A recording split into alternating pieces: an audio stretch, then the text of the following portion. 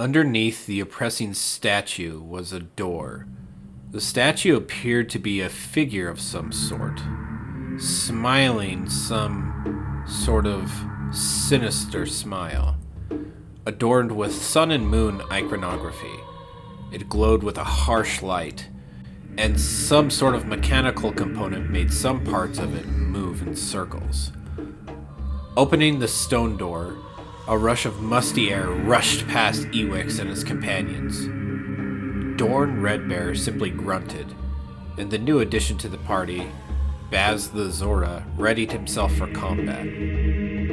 Ever since Ewix and Dorn stepped through that strange temple portal to escape that dinosaur, the halfling and the human had been in an unfamiliar land.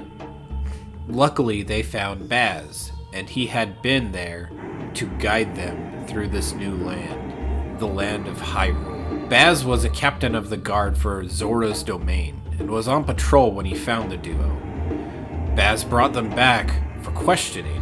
However, the king of the Zora sent the three of them on an important reconnaissance mission to investigate a ruin that was recently unearthed by what people were calling the Upheaval. Ewix cast a simple light spell, and as he did so, red eyes began to glow in the dark, and the scream that followed sounded like death incarnate. Hello again, everyone. Logos Run Indoors here with another D&D video.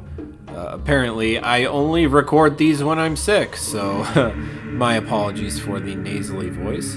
Anyway, today I'm going to give you a stat block for the classic Legend of Zelda enemy, the ReDead. If you like these D&D videos, go ahead and subscribe, and there should be more in the works. So, with that said, let's get started. So first off, let's take a look at the stat block here. So if this looks somewhat familiar, it's because it's based a lot off of the closest thing I could find in the monster manual to a ReDead, the zombie. The armor class and hit points are the same. I have halved the speed, and you will see why in a minute.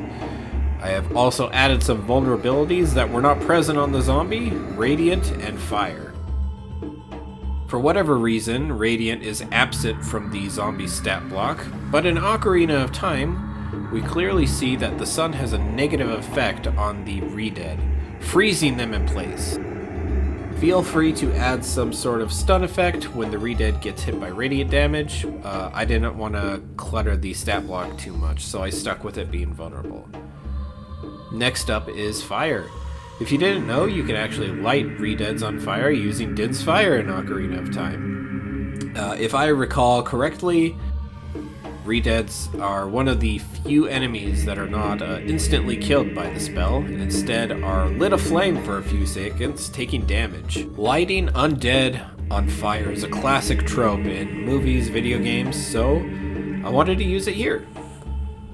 Next up are the actions. So I kept the basic slam attack from the zombie just so it had some sort of basic attack. The other abilities are a bit narrow, so this is to add some utility. Action, slam, melee weapon attack +3 to hit, reach 5 feet, one target, d6 bludgeoning damage. The next we have here is the constrict ability, which I took directly from the constrictor snake stat block.